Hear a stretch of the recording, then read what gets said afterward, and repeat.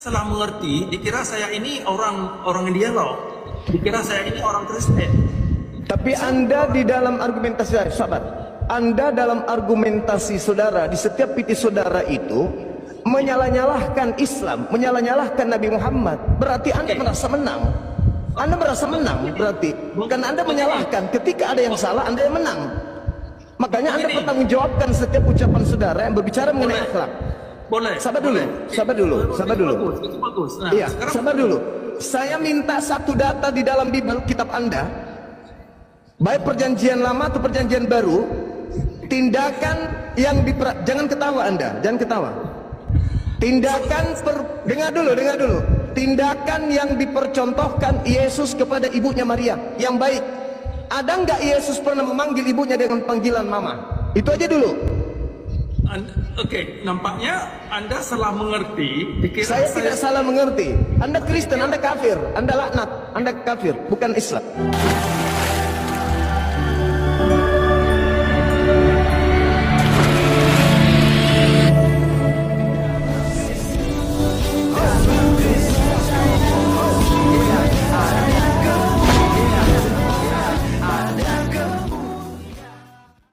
Salam teman-teman sekalian, berjumpa kembali dengan saya Arif Gule di channel TV Laskar Kristus ini. Pada kesempatan kali ini, seperti yang kalian lihat di cuplikan, itu adalah Pak Cakra yang sedang berdiskusi dengan si Juma. Teman-teman sekalian, si Juma ini berusaha untuk mengatakan bahwa si Pak Cakra ini bukan Islam tapi adalah Kristen, laknatullah katanya. Waduh, memang ngeri kali bahasanya.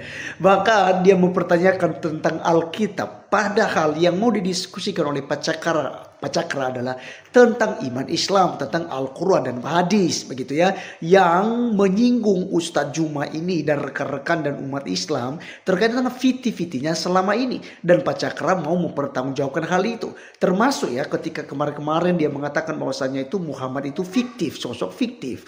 Nah teman-teman sekalian, pada akhirnya ya ada salah satu orang Wanes ya, Kristen katanya ya, tapi bukan Kristen, itu yang tidak percaya kepada Yesus Kristus yang sebagai Tuhan dan Juru Selamat itu, begitu ya.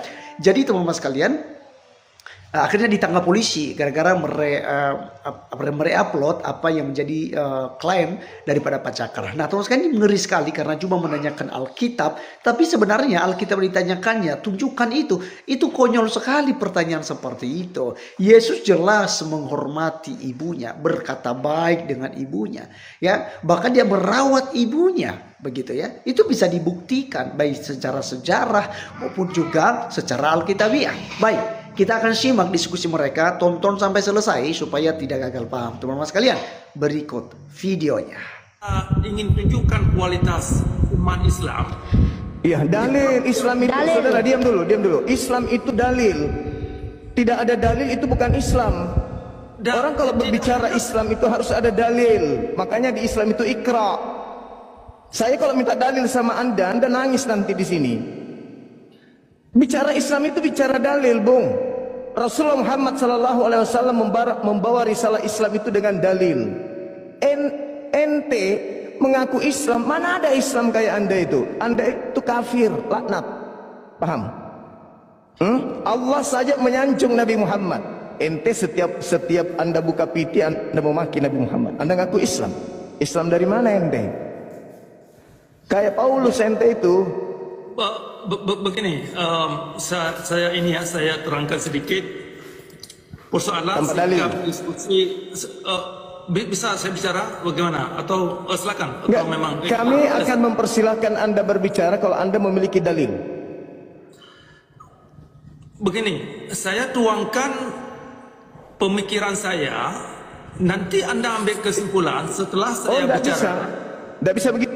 Oke, saya di sini diundang untuk mendengar pemikiran saya.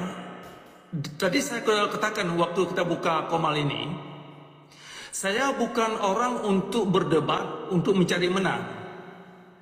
Saya seseorang untuk mencari kebenaran tentang substansi kebenaran yang dimaksud yang ada dalam alam. Saya bukan ideologi, bukan ideolog, seorang ideolog. Saya bukan mempertahankan ideologi. Nah, jadi Anda nampaknya salah mengerti, dikira saya ini orang dialog, dikira saya ini orang Kristen.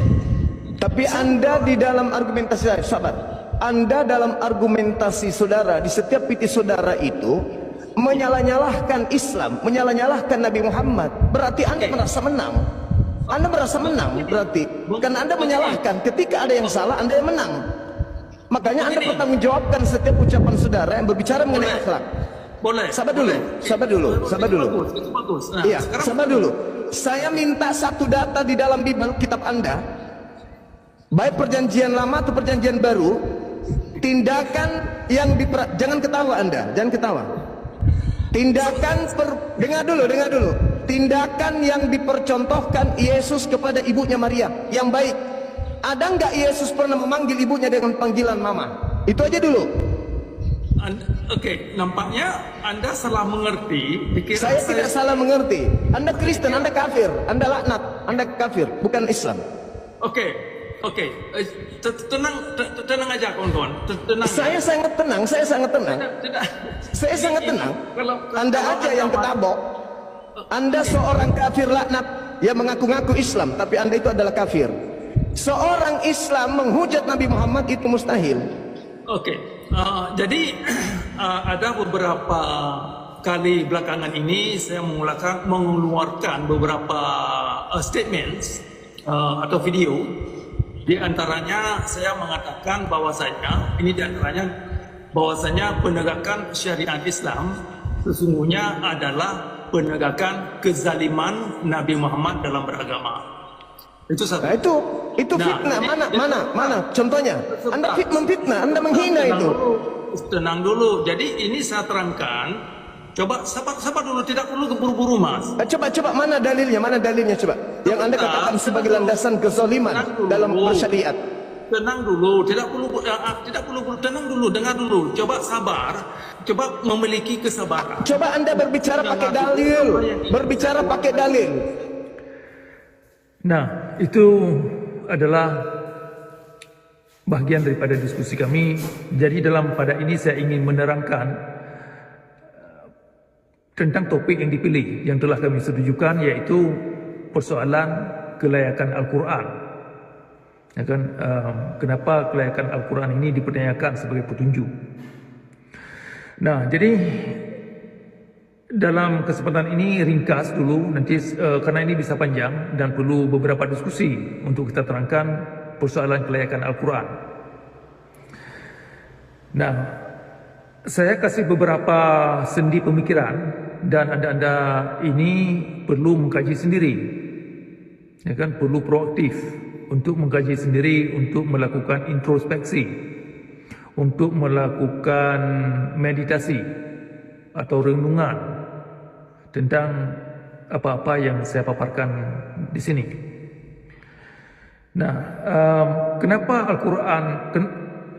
kelayakan Al-Quran sebagai petunjuk dipertanyakan? Karena yang kita lihat umumnya orang Islam yang tenggelam dalam syariat Islam ini sudah termasuk ulama, sudah termasuk tokoh-tokoh agama. Please, ini info penting, lu wajib tahu sama satu. Seperti mereka para pemimpin pesantren, ini sudah termasuk ya orang-orang biasa.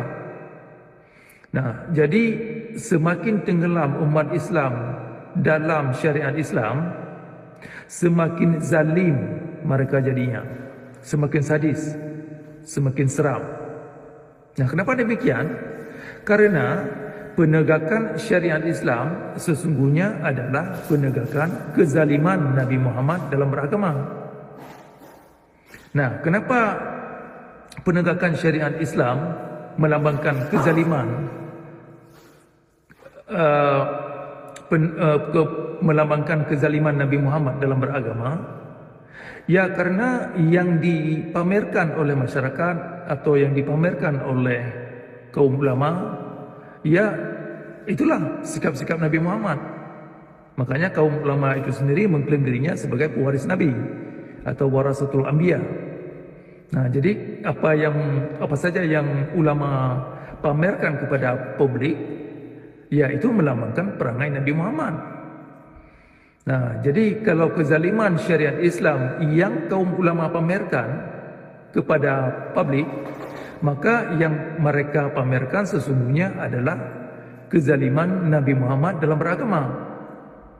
Nah, jadi antara dua unsur ini, perlakuan kaum ulama dan masyarakat Islam dalam menegakkan syariat Islam yang zalim dengan perlakuan Nabi Muhammad yang zalim dalam beragama adalah dua dimensi yang tidak bisa dipisahkan.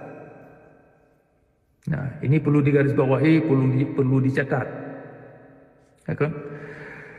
Nah, jadi itu kondisi di lapangan. Sehingga umat Islam secara kolektif terpuruk.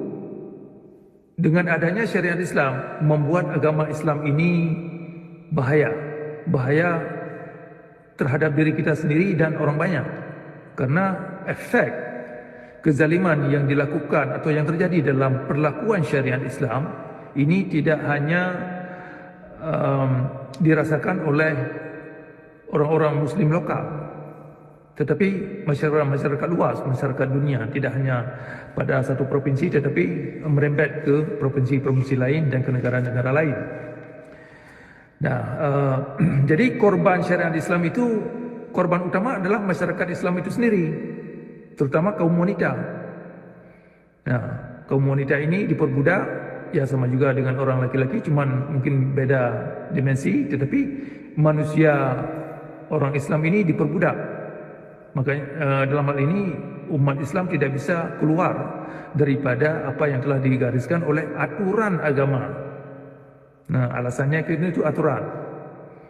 Nah, jadi perlu Anda mengerti bahwasanya aturan agama Islam sesungguhnya adalah aturan-aturan Islam yang mafia. Nah, dengan kata lain, syariat Islam sesungguhnya adalah dimensi-dimensi aturan dalam hal ini agama Islam yang mafia atau agama mafia. Nah, jadi beginilah kondisi umat Islam yang kita lihat sekarang ini, yang perlu perhatian kita semua untuk mengkaji kembali persoalan apakah itu tujuan Al-Quran. Nah, jadi kembali kepada kelayakan Al-Quran. Kenapa Al-Quran ini kelayakannya, tidak ada kelayakan ketika disatukan dengan hadis? Ya, karena terjadinya syariat Islam. Nah, ketika Al-Quran ini disatukan dengan hadis, Al-Quran ini tidak layak lagi sebagai petunjuk. Al-Quran ini tidak lagi bisa memberi pencerahan kepada umat. Makanya umat Islam hanya bisa menghafal itu aja dan dibaca ketika sembahyang, ketika orang meninggal, itu sebatas itu, tidak mencerahkan mereka, tidak membawa mereka kepada peradaban yang maju mulia, yang kreatif dan produktif. Nah, jadi ada sejumlah ayat-ayat Al-Quran yang digunakan oleh kaum ulama diperuntukkan untuk menegakkan syariat Islam.